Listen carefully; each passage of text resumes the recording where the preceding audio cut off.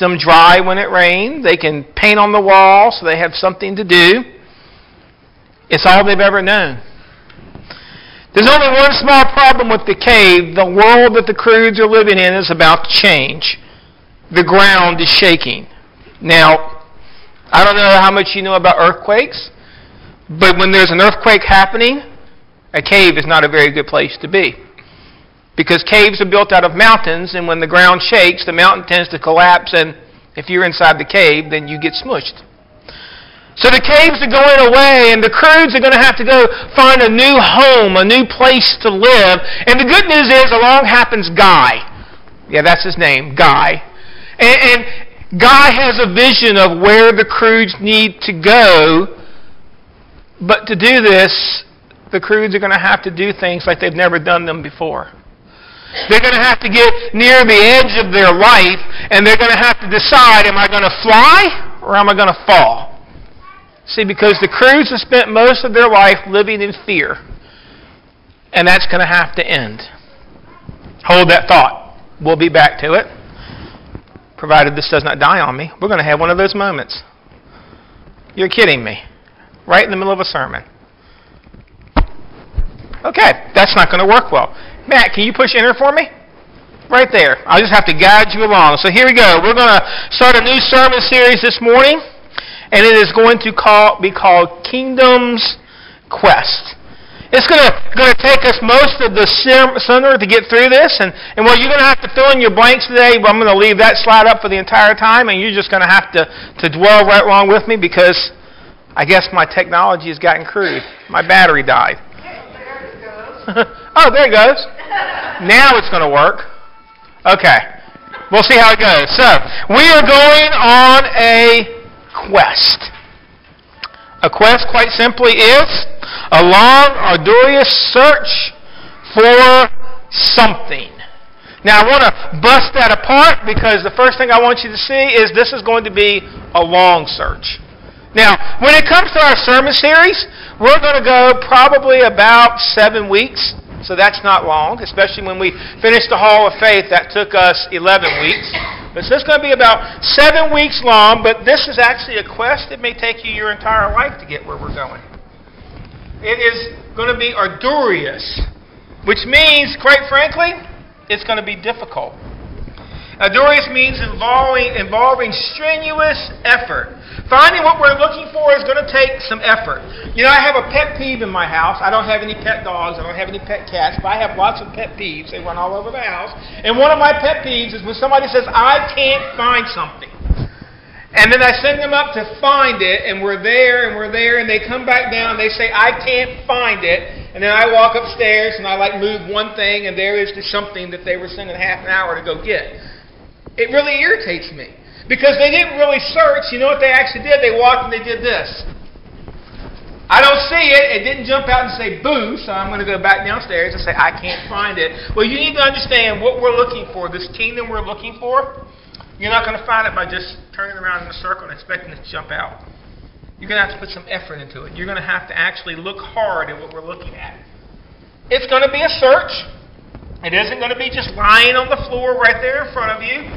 And we are definitely looking for something, which is good.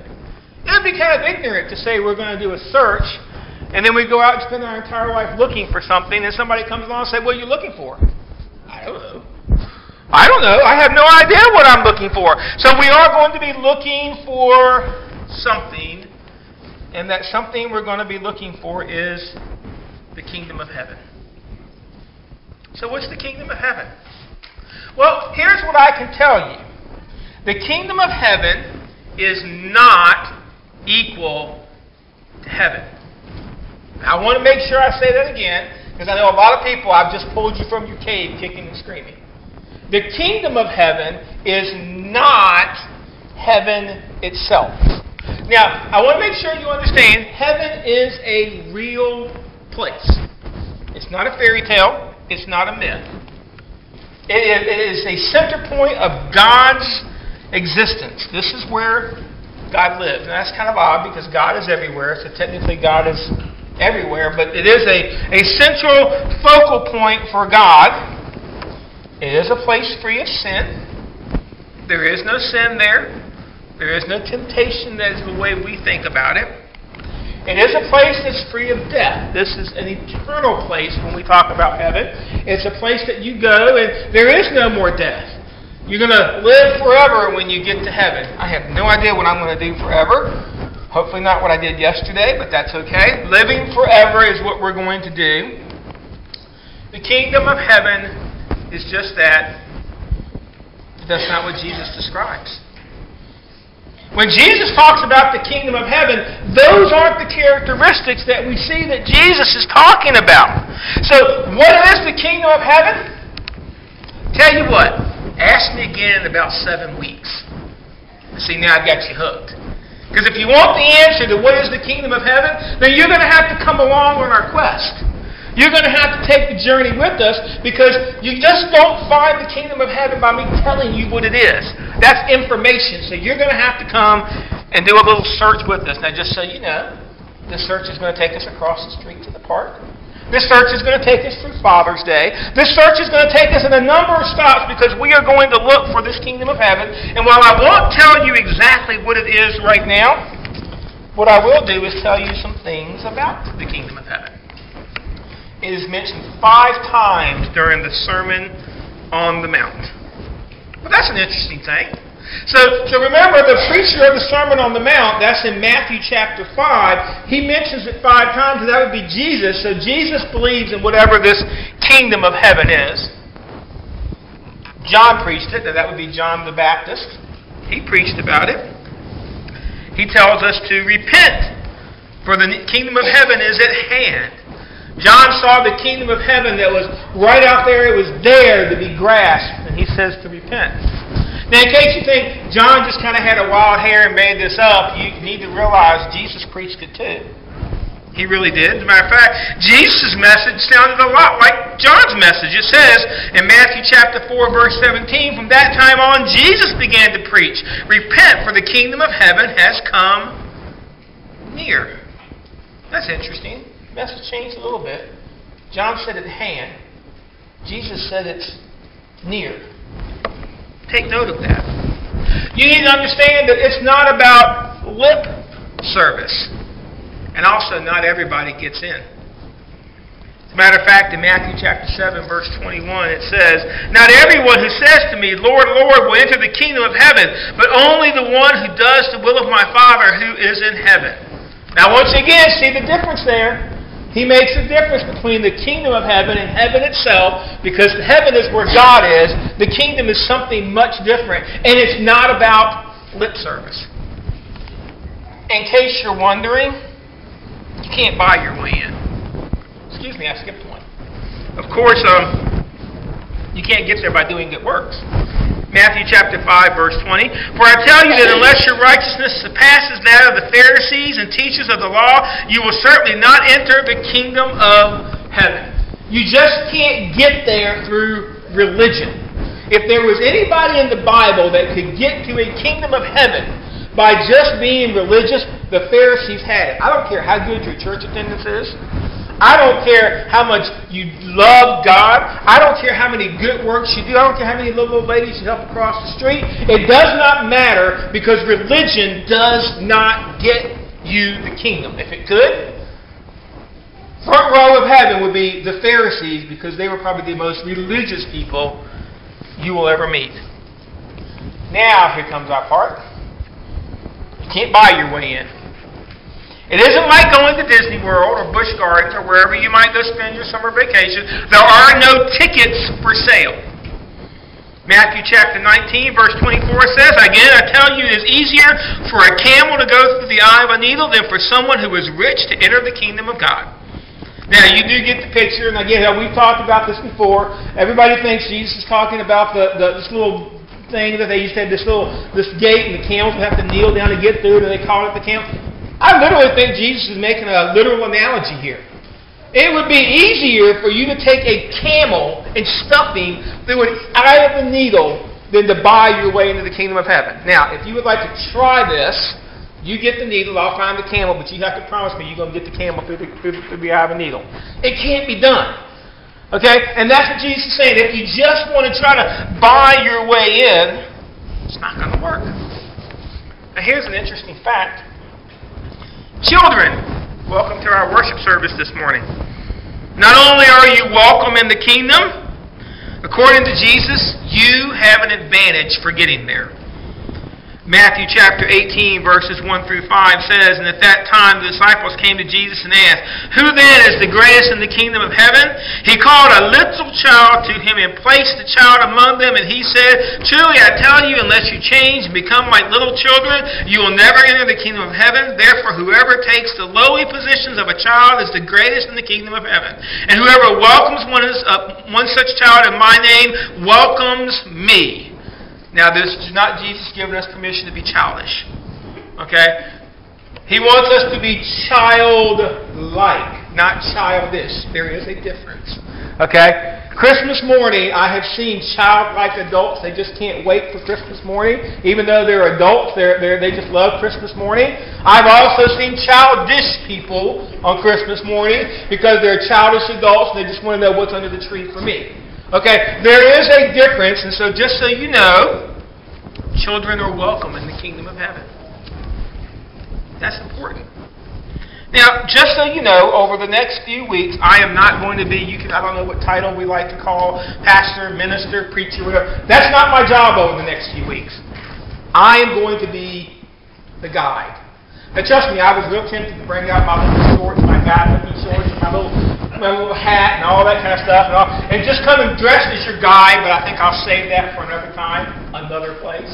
Okay? So I'm going to be your guide, and the good news is I have a map. And here's the map. The map is going to be found mostly in the book of Matthew. And in the book of Matthew, Jesus gives us 8 stories. They're called parables. Now, these aren't the only 8 parables that Jesus ever told. They are 8 parables that all have something in common. Here's what they have in common. They all start off, the kingdom of heaven is like. So therefore, it is my theory is that if this is what the kingdom of heaven is like, if we learn what the kingdom of heaven is supposed to be like, then it would be much easier to find the kingdom of heaven. And by the time we put all the pieces back together, whatever we find should match that particular thing. Does that not make sense? So what we're going to do this summer is we are going to sit down and we are going to go through these stories and we're going to look at these parables. Now that's the thing. Here's another term maybe, unless you grew up in church all of your life, you have no idea what a parable is. Well, let me help you out on what is a parable. Well, let me tell you what it's not first. A parable is not a fable, which is a story with a moral. We are not the morality police at the church. I am not here to teach you how to be a good, moral person. That's somebody else's job, not mine. I'm here to guide you to the kingdom of heaven, and I'm not doing it by teaching you a bunch of fables, a bunch of stories, that at the end of it, you're going to have, okay, there's something I can go and do to live and be a good little person. If you want to do that, you can go find the church of Aesop, because he taught fables. These are stories that have a moral principle. These are also not analogies. I've often heard parables called object lessons. Maybe. They're not analogies, and this is an important thing because there's a lot of items and symbols in a parable. Not all of them have a value. I think we get ourselves into a lot of trouble when we look at these parables, these stories that Jesus told, and we want to find a meaning for everything. And, so then we get to arguing about, well, I think it means this, and I think it means that, and it just gives us something else to discuss and waste our time about. So just so you know, we're not going to be identifying every single thing in these parables as having some kind of meaning. Now, a parable basically is, not my definition, I stole this from my youth minister when I was a kid, and I'm sure my youth minister stole it from his youth minister, and quite possibly his youth minister stole it. I don't know where this definition came from, but I like this definition. A parable, very simply, is an earthly story that has a heavenly meaning. Now, I want you to see it's not an earthly story that has a heaven meaning. It has a heavenly meaning. It should eventually point us to the right direction to heaven, but it's not about heaven. It's about something else. And when I say it's earthly, it's going to use common, everyday things that we understand to say, this is something I can reach out, feel, touch, and look at, and say, this is what the kingdom of heaven is like. Did you know Jesus wasn't the first one to teach in parables? No.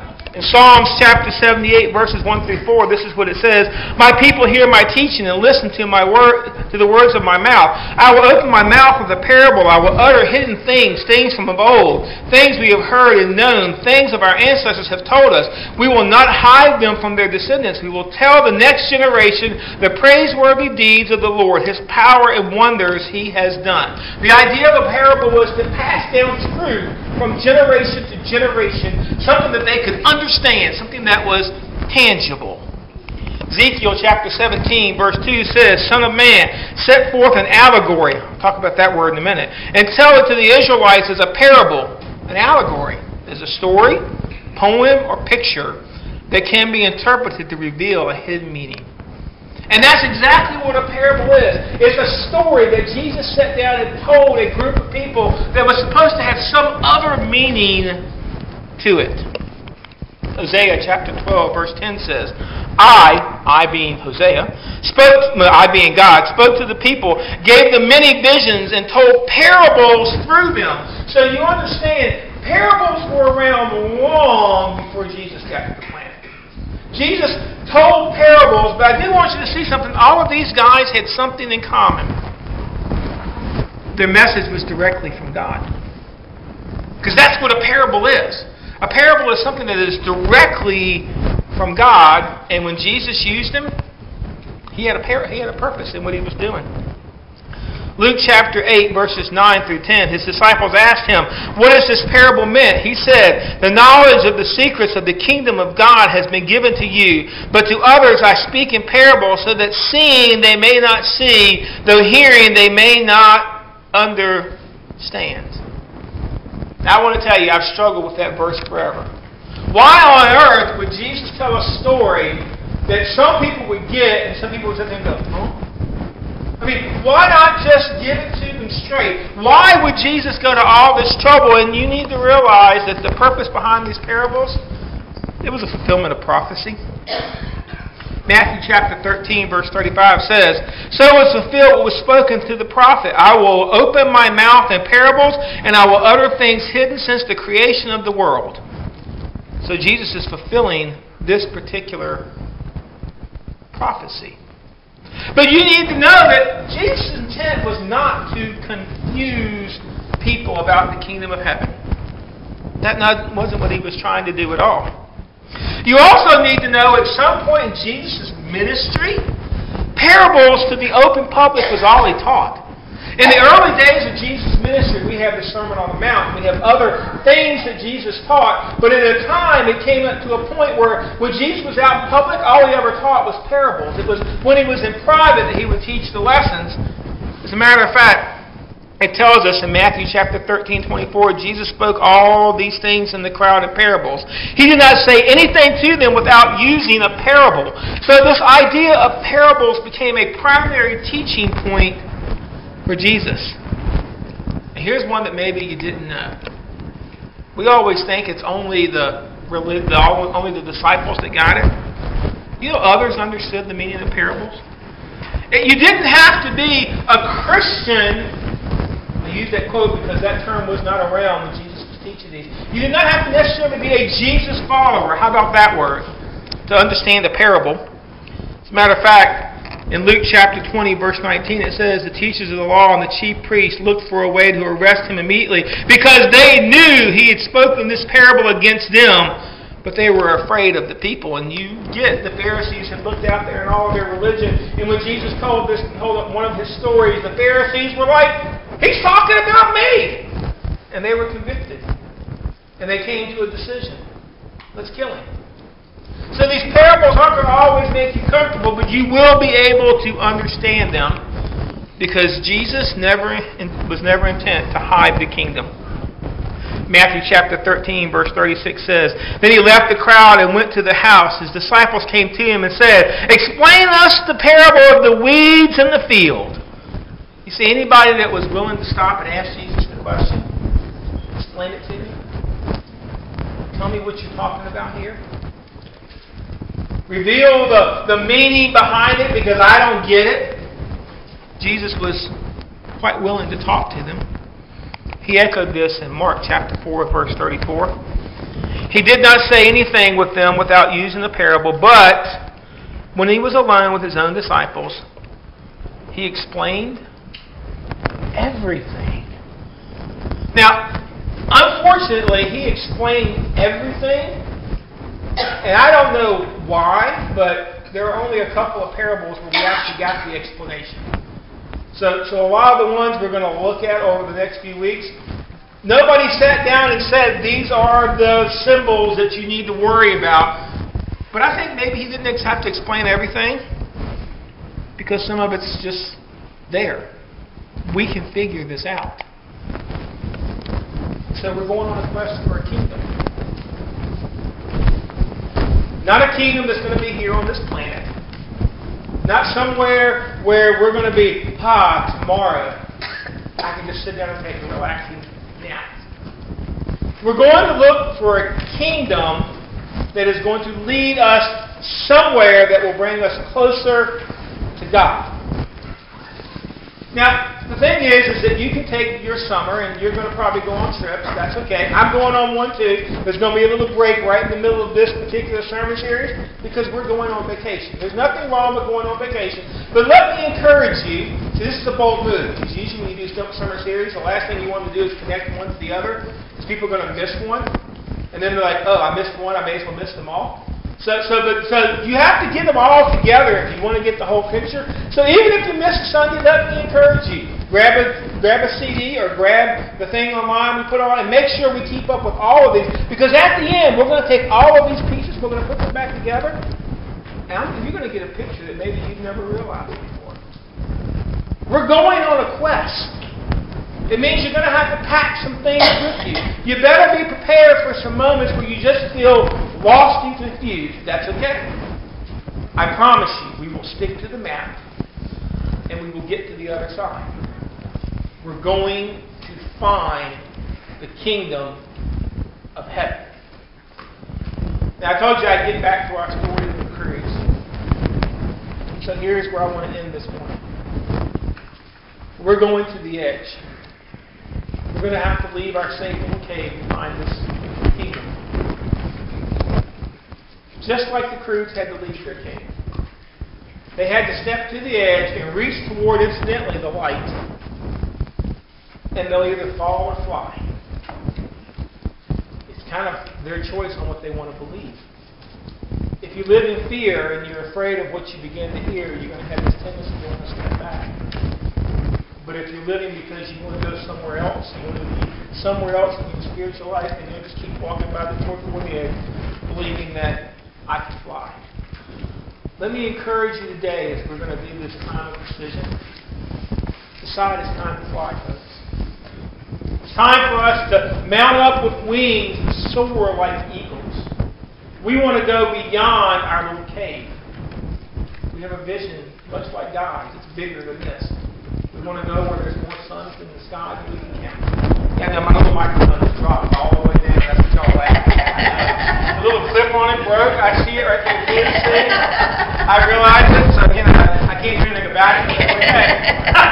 See, y'all thought I didn't know what y'all were laughing at. Let me encourage you today to make the decision. We're having all kinds of technology problems. Our guide is confused, huh? Let me encourage you today to decide that you want to fly for God. Would you please stand?